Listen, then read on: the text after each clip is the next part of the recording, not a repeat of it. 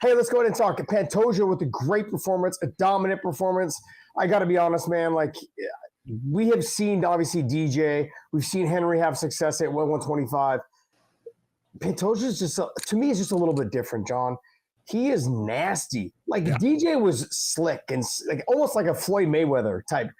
Like, he was so slick about his movements and so good at what he did. But Pantoja's like, there's nowhere in this cage that you can beat me, and I'm going to take it anywhere I want. I'm going to take it on the ground. I'll stand and bang it out with you. I can dominate you in the wrestling. I can dominate the submissions, take your back. He is so fun to watch because he's willing to bite down the mouthpiece at 125 pounds and get after it. I love watching him fight. I thought this was a fantastic performance. There was never any moment he was in jeopardy. This was one of those fights that he just walked away with it. You take a look at this fight, and no disrespect in any way to Kai Kara France. I know he trained hard for this, but you've got to question, what was your game plan? Because, you cannot, how many times do we sit there and talk about it? You cannot be that guy that he's got power.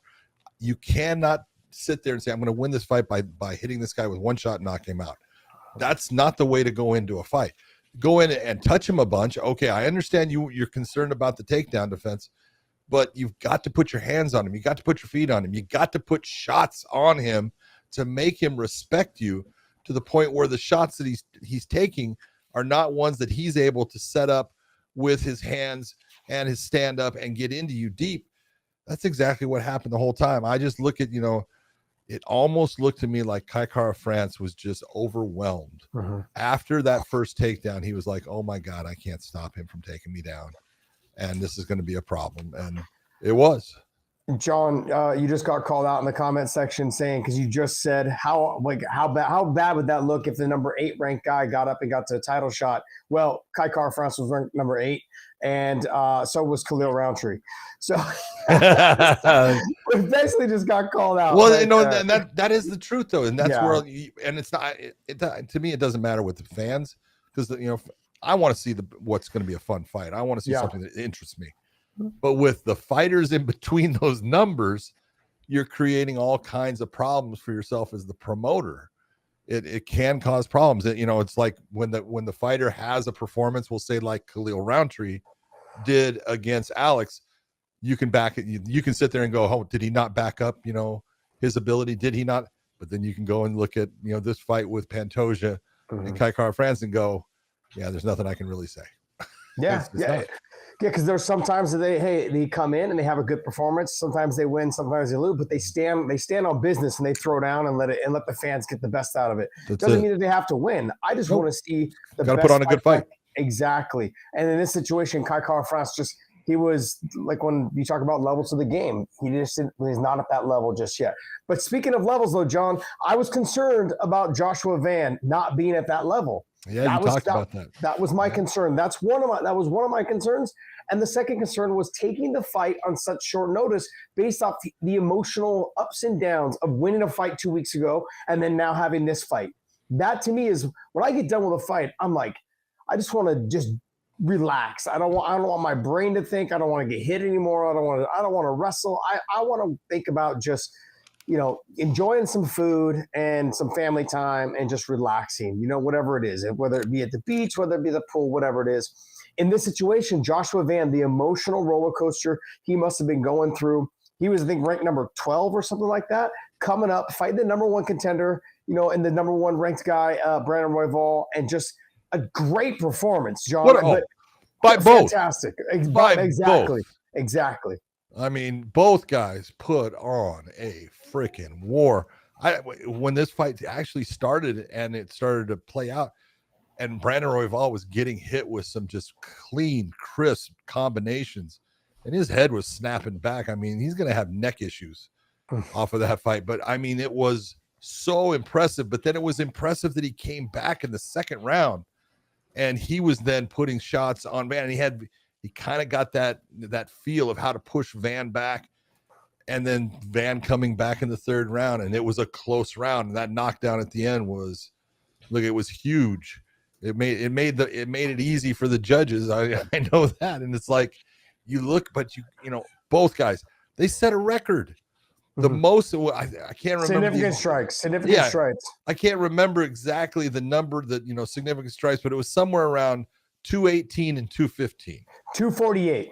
Was it 248? Okay. 248. Yep. Okay. I mean, that's crazy, Josh. I mean, that's huge numbers for a 3-round fight. And they both did it together. And that's where sometimes those styles, and this was one that I was a little bit kind of, a little bit off on. I thought that Brandon Royval, if he was going to win this fight, he had a huge advantage with the ground game. Yeah. The real question was, getting Joshua Van down to the ground.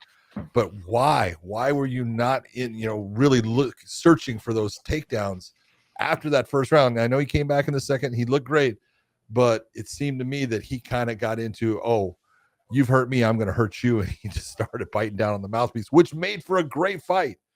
But it also, in some ways, I think led to his defeat. Oh, it absolutely led to his defeat, John. I had it 1-1 going into the third, and I had Royval winning the fight up until he got dropped with 30 seconds left. Now, like I said, it could have went either way in that third. It was so close in the third. I had Royval slightly ahead until he got dropped, and that, like you said, made it easy for the judges. They were probably scratching their head going, damn, I got to judge this last round. It's going to decide the fight. And then when that happened, they're just saying, give me something, give me something, give me something. Yeah, exactly. And so when that happened, I mean, I can't take anything away from Royval because, like you said, he did exactly what every fight fan wishes fighters would do these days. And that's been the complaint right now, John, about the sport is losing its luster. There's no excitement. There's none of this. People were criticizing International Fight Week. Remember when this fight was announced, when these cards were announced? They're like, oh, this is International Fight Week? Really? This is not really that much. Like, what is this? It's not that great. This was a great card. It was probably so far the best card of the year. Yep. For me, it was the best card of the year. These guys laid it on the line. Joshua Van put on a great performance. Royval bit down on the mouthpiece and said, you know what? I know I have a champion. I know I have a title shot looming right now. All I got to do is just get through this round. He didn't do that. He laid it all on the line and did it absolutely amazing. Great fight. It cost him his title shot, but I think the UFC, like Dana had said, I'm going to pay you your show money, and he's getting bonused up as well. Sure. He's not dropping very far. And he did them a solid, no complaints when he said, hey, you want to fight the number 12 guy, Joshua Van? He's like, yes. That's what Dana likes. And that's not easy to do. No. Because you're looking saying, man, what happens if even if you go, what happens if he hits me with a lucky shot? I just lost to number 12. That's going to drop me way down. I'm not doing that. I'll fight someone in the top 5. Did you guys hear that Dana said he paid Brandon Royval his win money? Yeah, I just said that. You said show money. Oh, sorry, my bad. You said show money. I was Okay. Good job, Dave. You picked it up. Well, he showed up, so I'm assuming he got paid his show money. Yeah, he got paid his show and his win, and he got fight of the night also, I think. Yeah. Great fight. Obviously, for me, it was fight of the night. It was, I think, the best fight of the night. Unbelievable. But great performance, and congratulations to Joshua Van. Congratulations to him. I mean, but John, I guess let's play a little matchmaker here. How does he fight Pantoja? Oh, yeah, he's going to have to be able to keep it on the feet. The problem for him in duality, if you look at it, is first off, he's got to take a look at what Kai Kara-France did and go, I can't do that. Second off, he's got to realize that his opponent, Pantoja, just got a freebie as far as a free look at a fighter that is just like Joshua Van, a guy that wants to keep it on the feet, a guy that's got power on the feet, a guy that doesn't want to be on the ground. So Pantoja just had a fight against someone that is very similar to Joshua Van. I got one question for you, because if you take a look, Joshua Van started his amateur career in 2020. It is now 2025, right? That's insane. Okay. Insane. What is he, 20? He's 23 or 22? He's 23. Jeez, man.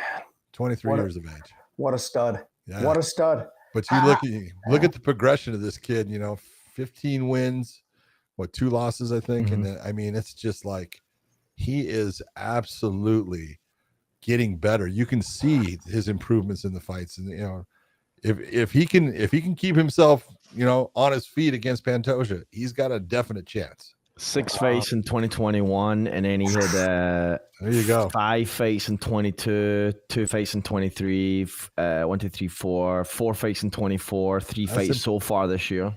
That's impressive. So, John, remember when I remember I talk about my career? I say, hey, the one thing I wish I would have done more of is what? Fight more. Fight more. And look at his progress because he's fought so much. That's exactly it. That's why you can't get better unless you're in real life situations inside that cage. You can do all the training you want, but training will never mimic what you do inside that cage. And he's been an active fighter, and you can see the progress, how much he's progressed since signing with the UFC because he's been so active. This was a huge step up in competition for him. He silenced all the critics. Great job to him. I'm pumped to see him fight for the title against Pantoja. Cannot wait. Cannot wait. I agree.